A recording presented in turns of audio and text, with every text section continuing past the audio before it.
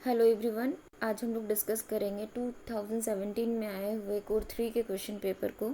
ये second semester का पहला बैच था सीबीसीएस सिस्टम का। ये 2017 में आया हुआ क्वेश्चन है। तो आज हम लोग इस पेपर को डिस्कस करेंगे। जैसे कि प्रीवियस ईयर से रिलेटेड मैंने कुछ क्वेश्चन पेपर अपलोड किए हैं, उससे भी पुराने पेपर अपलोड करने के रिक्वेस्ट आए थे, इसलिए मैंने 2017 का पेपर अपलोड किया।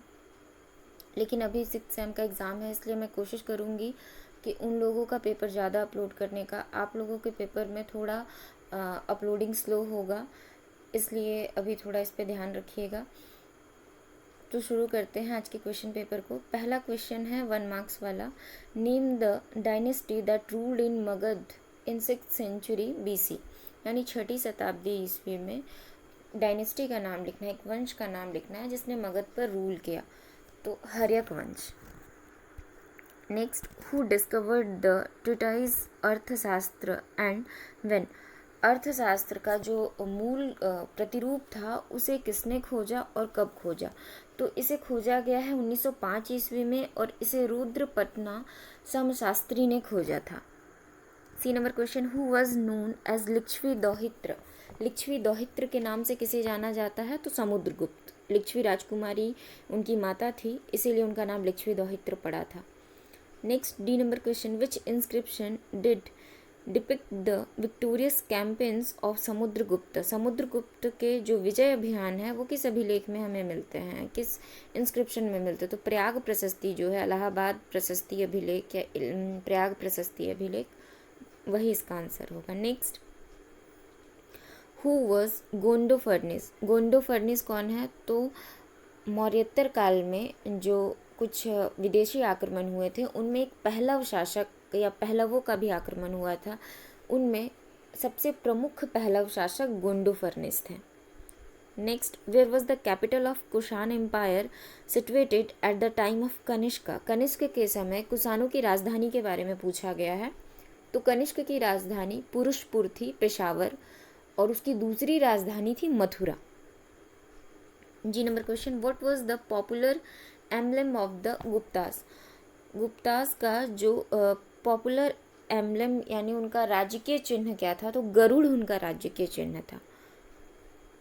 H, name a famous mathematician of the Gupta age. Gupta age के फेमस मैथमेटिशियन का नाम लिखना है। ब्रह्मगुप्त लिख सकते हैं, चाहे तो आर्यभट्ट भी लिख सकते हैं। नेक्स्ट, 2 मार्क्स वाले क्वेश्चन पर अब हम लोग आ जाते हैं। पहला क्वेश्चन है, हु वर द एग्रोनोमोई एंड एस्ट्रोनोमोई।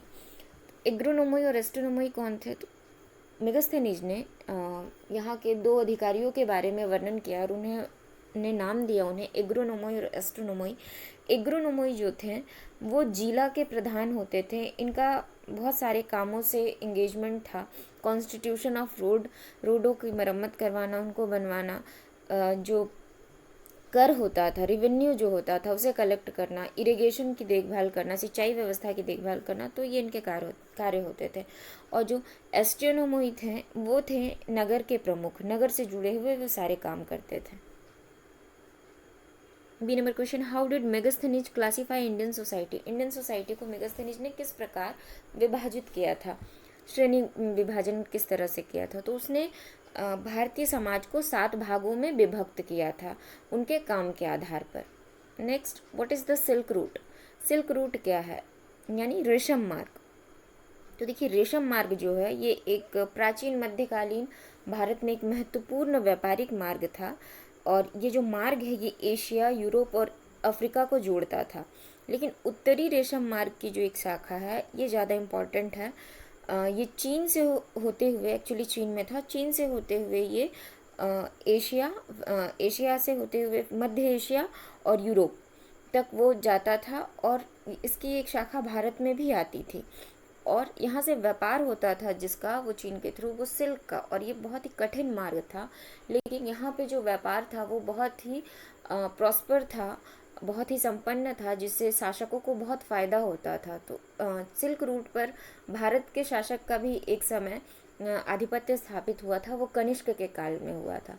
तो सिल्क रूट के बारे में है 2 मार्क्स में आप लोग जस्ट लिख दीजिए कि सिल्क रूट एक महत्वपूर्ण व्यापारिक मार्ग था जो यूरोप, एशिया, अफ्रीका को जोड़ता था और चीन का पर्टिकुलर उत्तरी जो रेशम मार्ग था, उत्तरी शाखा जो उसकी थी वो चीन से होते हुए अन्य भागों तक जाती थी और यहाँ से रेशम का व्यापार होता था, इसलिए इस मार्ग का नाम रेशम मार्ग पड़ा।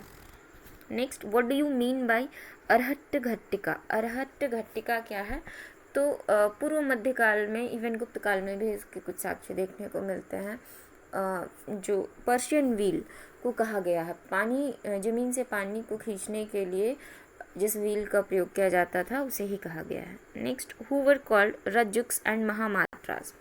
रज्जुक और महामात्रा ये दो अधिकारी थे जिसे अशोक ने नियुक्त किया था। जो रज्जुक थे वो प्रांतों के अधिकारी होते थे और इनके और भी बहुत सारे काम होते थे, मुख्यतः यह कानूनी कामकाज देखा करते थे। और महामात्र जो थे ये भी अधिकारी थे और ये लोगों के नैतिकता से जुड़े हुए काम करते थे।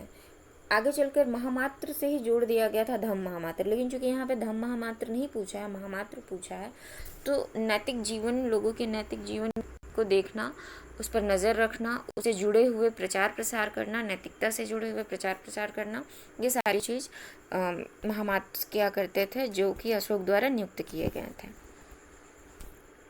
Next, which Gupta ampere countered the first Huns invasions and when? हुन आक्रमण जो हुए थे उसमें कौन सा गुप्त शासक था जिसने हुनों को परास्त किया था और कब? तो हुनों को परास्त किया था स्कंदगुप्त ने पहली बार, और ये आपका हुआ था 460 AD।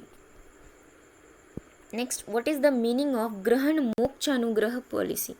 तो ग्रहण मोक्षानुग्रह, यहाँ पर देखिए, यहाँ पे 3 स्पेशली शब्द हैं, यहाँ पे 2 हाइफन, एक हाइफन के बीच 2 शब्द दिखाया गया है। यहाँ पे जो पहला शब्द है ग्रहण मोक्ष, इसमें 2 वर्ड जुड़े हुए, ग्रहण करना यानी राजा द्वारा किसी क्षेत्र को जीत लेना, अपने अंडर में कर लेना, और मोक्ष उसे फिर छोड़ देना, और अनुग्रह उससे कुछ अनुदान लेना। तो समुद्रगुप्त ने अपने दक्षिण विजय के लिए ये नीति अपनाया था और उसने क्या किया था, वहाँ के जो क्षेत्र थे जिसको उन्होंने जीता था उस पर डायरेक्ट कंट्रोल करना उसके लिए मुश्किल हो रहा था, तो उसने उस क्षेत्र को, क्योंकि वो सेंटर से दूर पड़ता था और वहाँ के शासक जो है वो स्वतंत्र हो जाते थे, इसलिए समुद्रगुप्त ने स्वयं उन्हें जीतने के बाद उन्हें स्वतंत्र कर दिया, लेकिन बदले में एक पर्टिकुलर अमाउंट फिक्स कर दिया कि उन्हें इतना कर या नजराना के रूप में शासक को पहुंचाना होगा। तो यही है ग्रहण मोक्षानुग्रह की नीति। Name 4 places mentioned in the Nashik प्रशस्ति ऑफ द सातवाहन्स। सातवाहनों के इतिहास जानने में नासिक प्रशस्ति एक महत्वपूर्ण भूमिका निभाता है। तो इस नासिक प्रशस्ति में आए हुए जगहों के नाम के बारे में लिखना है, 4 प्रमुख नाम। तो नासिक प्रशस्ति में जैसे कि हम जानते हैं गौतमीपुत्र सातकर्णी के विजय अभियानों का विस्तृत विवरण है। सातवाहन वंश के बारे में तो हमें इतिहास का पता चलता ही है, इसमें साथ में गौतमीपुत्र सातकर्णी के बारे में भी जानकारी मिलती है डिटेल्ड में। तो उसका जो क्षेत्र विस्तार था वो कहाँ से कहाँ तक उसका शासन था उसके बारे में मिलता है। बहुत सारे जगहों के नाम है, लेकिन यहाँ पे 4 नाम पूछा गया है। तो आप लोग 4 नामों में, एक तो मालवा में स्पेशली अकारा अवंती नाम से वर्ड मिला है, मालवा वाला क्षेत्र का अकारा अवंती, सौराष्ट्र, विदर्भ और कोंकण को अपरंत नाम से दिखाया गया है उस समय के लैंग्वेज में, एंशिएंट नेम में। तो आप लोग लिख सकते हैं अवंती, सौराष्ट्र, विदर्भ, अपरंत या कोंकण। अब आ जाते हैं हम लोग लॉन्ग क्वेश्चन में, इसे हम लोग जस्ट रीड आउट करेंगे। पहला क्वेश्चन है, discuss briefly the role of Bimbisara in the rise of Magadh imperialism. Magadh का जो साम्राज्य विस्तार हुआ, मगध के साम्राज्यवाद में बिंबिसार की भूमिका को यहाँ पर दिखाना है कि किस प्रकार उसने मगध में एक साम्राज्य की स्थापना की, किस किस क्षेत्र को उसने जीता और मगध का विस्तार किया। Next, what were the major features of the Sunga art. Sunga जो थे यानी चंद्रगुप्त मौर्य के वंश के बाद, मौर्य वंश के बाद सुंग वंश शासन में आया, उनकी कला के बारे में यहाँ पे लिखना है कि उन्होंने किस तरह से कला को संरक्षण दिया, कला की क्या विशेषता थी, किस प्रकार के भवन या मंदिर निर्माण किए जाते थे, उसके बारे में लिखना है। Next, analyse the Brahmanical reaction theory as one of the cause of the downfall of Mauryan empire. जो ब्राह्मणों का प्रतिक्रिया सिद्धांत है उसे ही ब्राह्मणिकल रिएक्शन थ्योरी यहाँ पे कहा जा रहा है। तो वो किस प्रकार मौर्यों के पतन में महत्वपूर्ण भूमिका निभाता है, यह एक प्रमुख कारण था। इसके बारे में आपको विश्लेषण करना है कि वो किस प्रकार मौर्यों का पतन में एक उत्तरदायी कारक था। Write a note on the debate surrounding the date of accession of Kanishka first. Kanishka की जो राज्य अभिषेक हुआ था 78 ईस्वी माना जाता है उसे, लेकिन उस पर डिबेट है, बहुत सारे हिस्टोरियन ने अलग अलग मत दिए हैं अपने ऊपर। तो जो डिफरेंट हिस्टोरियंस के डिफरेंट डिफरेंट व्यूज़ है उसके बारे में आपको लिखना है कि क्या उसके राज्याभिषेक के डेट को लेकर विद्वानों में मतभेद है। Next, explain in brief the nature of गुप्त एडमिनिस्ट्रेशन। गुप्त साम्राज्य का जो प्रशासन है, गुप्तों का प्रशासन प्रणाली के बारे में आप लोगों को यहाँ पर लिखना है। चूँकि एडमिनिस्ट्रेशन बहुत ही लॉन्ग है गुप्त का, या किसी भी रूलर या किसी भी राजवंश का अगर हम देखें तो, लेकिन यहाँ 5 मार्क्स में क्वेश्चन पूछा है। आप लोग सारे पॉइंट्स को इन शॉर्ट में लिखिएगा, लेकिन होलिस्टिक अप्रोच में लिखिएगा। ऐसा नहीं कि किसी एक पॉइंट को बहुत डिटेल में लिख दिया, कोई एक पॉइंट छोटा हो गया।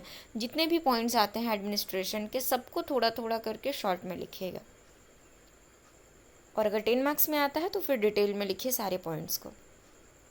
नेक्स्ट, अब हम लोग आ जाते हैं 10 मार्क्स वाले क्वेश्चन पर। पहला क्वेश्चन है, do you think that the Ashoka was by no means an another worldly dreamer but every in checking.